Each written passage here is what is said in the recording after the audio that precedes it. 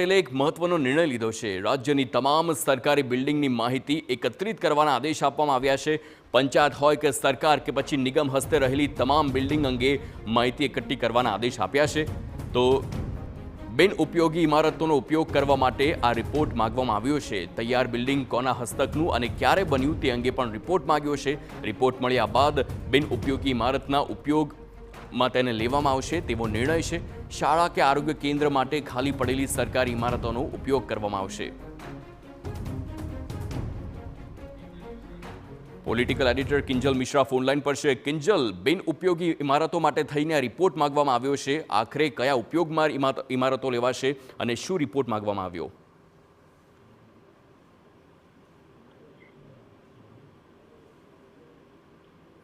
જે કિંજલ, આ ઇમારતો માટે રિપોર્ટ માંગવામાં આવ્યો છે। શા માટે આ રિપોર્ટ મંગાવ્યો છે અને હવે આગળ શું પ્રોસેસ થશે?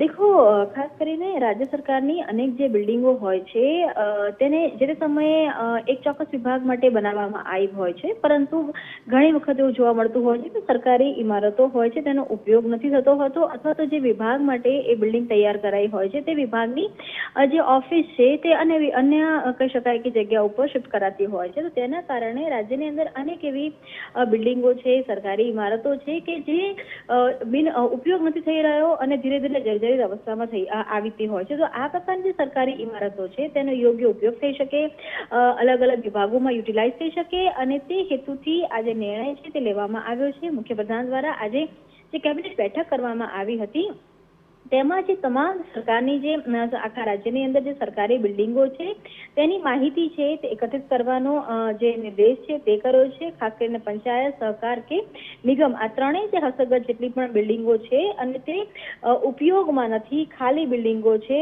તેનો રિપોર્ટ માંગવામાં આવ્યો છે। આ બિલ્ડિંગ કોના હસ્તક હતું, ક્યારે બન્યું હતું અને તેનો ઉપયોગ જો નથી થઈ રહ્યો તો કેમ ઉપયોગ નથી થઈ રહ્યો તેની પણ જે કહી શકાય કે મુદ્દાઓ પર પણ રિપોર્ટ છે તે માંગવામાં આવ્યો છે। માનવામાં આવી રહ્યું છે કે લગભગ 10 થી 15 દિવસમાં રિપોર્ટ આવી જશે। ત્યારબાદ જે સરકારી ઇમારતો છે, પણ વપરાયેલી ઇમારતો, તેની અંદર કોઈ પણ શાળા બનાવી કે આરોગ્ય કેન્દ્ર બનાવવો કે અન્ય કહી શકાય કે સરકારી સવલતો ઊભી કરવી તેનો નિર્ણય છે તે લેવાશે।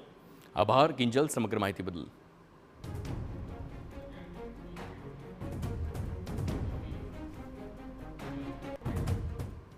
સમાચાર રાજકોટથી।